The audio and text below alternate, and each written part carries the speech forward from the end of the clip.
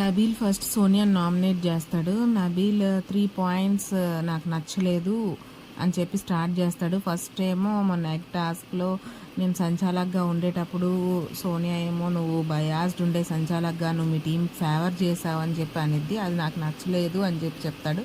Second point వచ్చేసి egg టాస్క్లో సోనియా మీద కొంచెం గట్టిగా అరుస్తాడు మన Nabeel.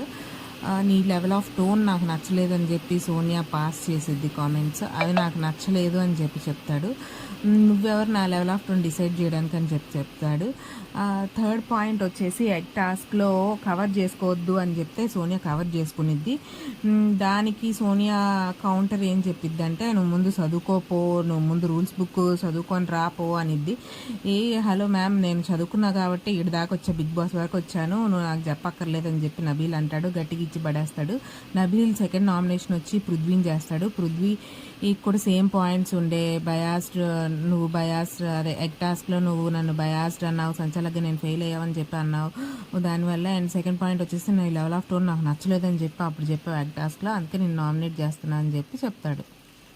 Okay, please like, share, subscribe.